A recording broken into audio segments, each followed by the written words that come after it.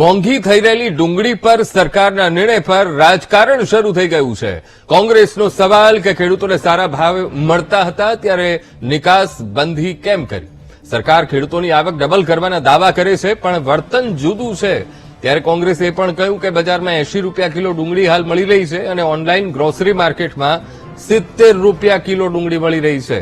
એપીએમસીની હરાજીમાં 200 થી 300 રૂપિયા મણ ખેડૂતને મળી રહ્યા છે ત્યારે ખેડૂતને 10 થી 15 રૂપિયા જ્યારે ગ્રાહકને ડુંગળી 70 થી 80 રૂપિયા કિલો મળે છે અને બજારમાં મોંઘી પણ ખેડૂતોને ડુંગળીના ભાવ નહીં મળતા વિરોધ પણ થયો।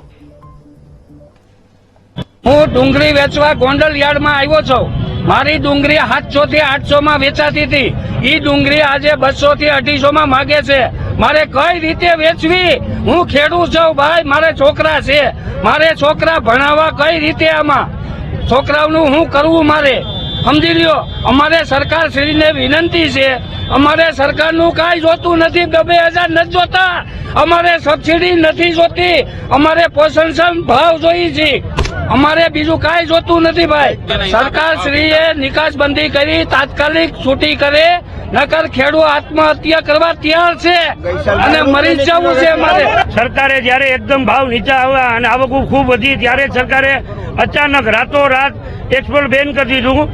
એની પહેલા સરકારે 31 ડિસેમ્બર સુધી MIP $800 લગાવી હતી, તો અચાનક રાતોરાત બંધ કરી દઈએ અને જયારે ખેડૂતોને ઘાવ લાગ્યો છે ત્યારે મલમ લગાડવાની જગ્યાએ મીઠું ભભરાયું છે।